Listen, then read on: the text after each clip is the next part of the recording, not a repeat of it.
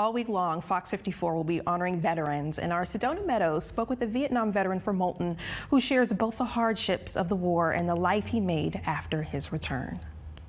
I didn't approve of the war, and I got my first draft notice when I was 18, still in high school. But I got a deferment, and they put it off till I was 20.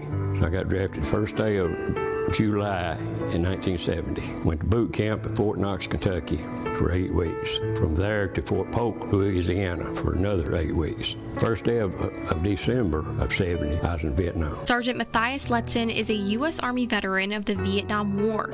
I hated to go, but at the same time, you know, I felt pride in my country. By the age of 20, he was on his way to basic training. I got drafted here in Moulton, there right around the courthouse.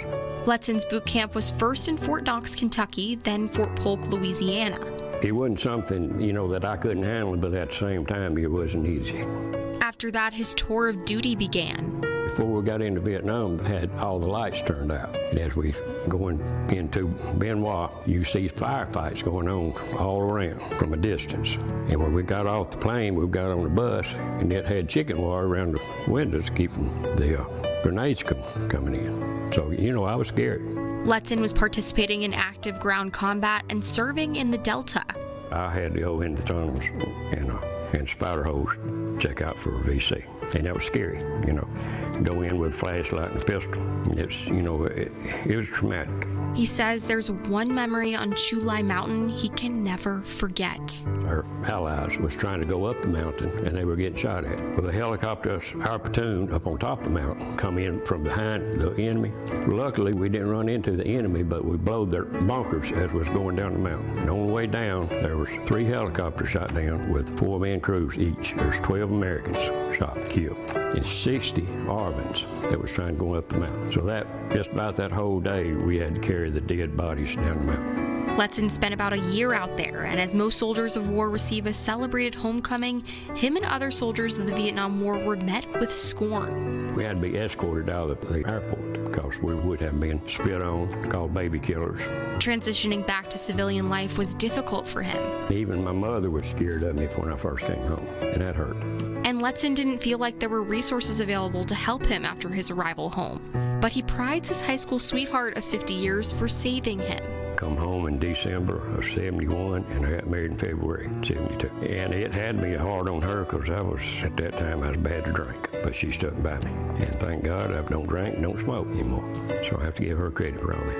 There was a time or two that I'd wake up nightmares and whatever, and she had to calm me down. She took care of me. Since then, his family has grown with 3 children and 10 grandchildren. Letson's son served in the Air Force for 20 years, and his grandson is currently serving in the Air Force. I believe they were honoring me.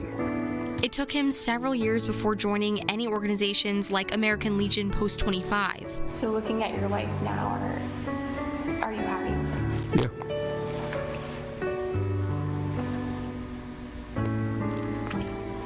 And these organizations keep me going too. They sort of understand what I went through.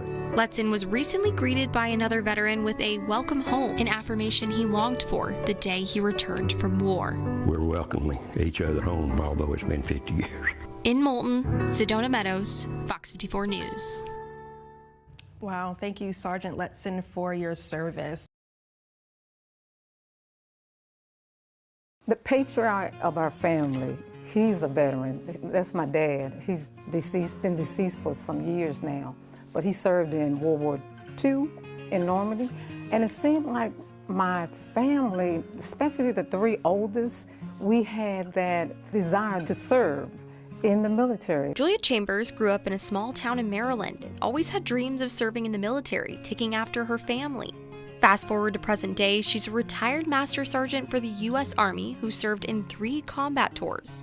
I served in Desert Storm on the cleanup portion, and I served in Iraq in the ground war, and I also served in Somalia. During her 3 tours, she had different roles, supported the front lines, ensuring the supply chain was moving effectively for all combat soldiers while managing the safety of her platoon. I took care of all my soldiers, and all my soldiers came back whole as a platoon. When I say my proudest moment would be is taking care of my soldiers, showing that leadership and coming back. All of us coming back safe. But one thing that always kept her going during her 6 to 7 month deployments was her family. Every time that I came back from a deployment, my family was there. And as her family has always been there to support her during her deployment, she worked hard to ensure she could be there to support them. When you have a family or you have children, it sheds a different light because you want to be a good mother, you want to be a good wife, but sometimes you're not there to do that. She officially retired from her service in 2004 after coming back from Iraq, and it allowed her to spend more time with her children as they grew into young adults. After her last child left for college, Chambers felt the empty nest and welcomed a new opportunity. I was a contractor over in Afghanistan. It was rewarding. It had its moments, don't get me wrong, but it was rewarding because it allowed me to do other things on the financial side for my daughter's college. She decided that when the contract was up in Afghanistan, she would return to the U.S. and finish her degree in business administration. I think that's when really doors start to really open for me towards opportunities for employment. But it wasn't about the money for Chambers. It was about finding her purpose. 3 years ago, she came to Still Serving Veterans looking for a career and hasn't left since. I came over here one day and it was a counselor, and we were talking and he was saying, well, what do you want to do? And I said, I love helping people because I really do. He said, you know what, it's a position coming open. Would you like to apply for it? And I said, yeah. So I went and applied for it and I interviewed and I got the job. After taking off the uniform some years ago, Chambers can now say she's found the job she's meant to do. I just love helping veterans. The thing that I love is the interaction because it's something about veterans. You know, it's veterans know veterans and we can talk and we can open up and we can relate on a lot of different issues. As a career counselor, we help them with their resumes or LinkedIn or salary negotiation or prepping for interview skills. But sometimes I get veterans that will call and come in, just want to sit and talk to a veteran. All week long, Fox 54 will be honoring veterans. Our Sedona Meadows spoke with one veteran who suffered major physical injuries during active duty and battled with his mental health, but found peace through yoga.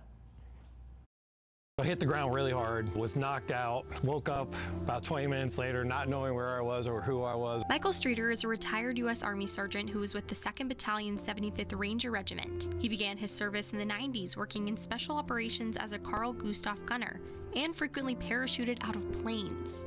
Many times the landings were rough. Throughout his service, he had 3 major accidents. Streeter fractured his vertebrae, sprained his ankle, and got multiple concussions. My nickname became Animal because I just took on more and more. The more I got hurt, the more I took on. I was a team leader. I was a gun leader. I just wanted to do the job the best I could because I loved being in a Ranger battalion. At the time, he didn't realize what his body had endured. Months after these injuries, his leg went numb. The injuries just started piling up, and then eventually I had to leave my platoon, and they put me in the S2, which was the intelligence community at the Ranger Battalion. And I did security clearances, did planning for missions and things like that. Eventually, he had to end his active service and was medically discharged. I loved being in the military and being in the Rangers. It was just something I always wanted to do. And I miss it a lot these days because I don't really think I fit in anywhere. I applied for jobs all over the place. No one ever hired me. At this point, he was taking 22 medications for not only his physical health, but his mental health. I got addicted to Oxycontin. I started drinking heavily. He did this to self-medicate. And in 2007, he stopped drinking, but his pain lingered. I had hit my bottom in 2012. I wanted to kill myself. I was done. I was over it.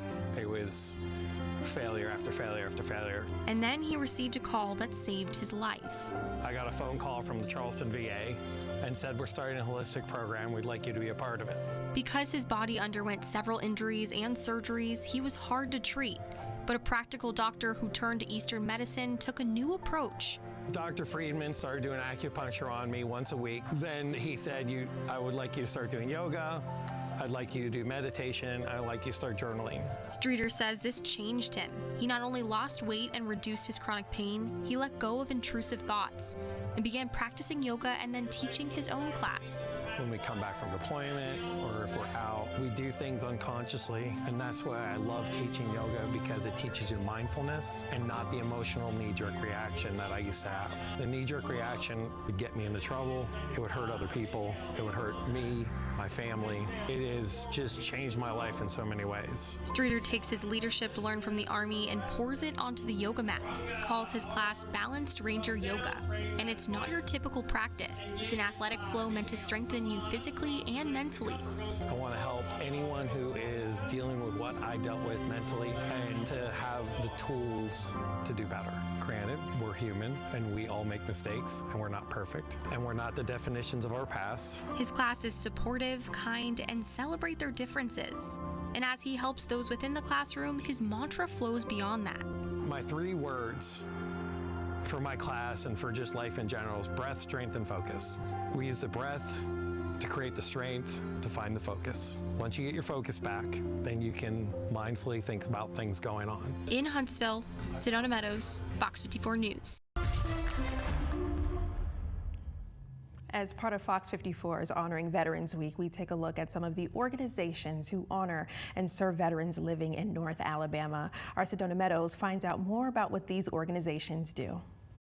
When those in the military leave service, it can be difficult transitioning back to civilian life. Organizations in North Alabama want to support and honor veterans by getting them the resources they need.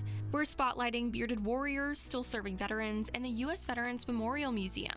Ty Oswald founded Bearded Warriors 9 years ago. It's a veteran suicide prevention nonprofit here in town to try to help re-engage veterans and their family members back into the community through community service and volunteering. Bearded Warriors host gatherings for both active duty service members and veterans. These events give service members the opportunity to discuss their mental health and stressors, something that Oswald wished for when he returned from combat.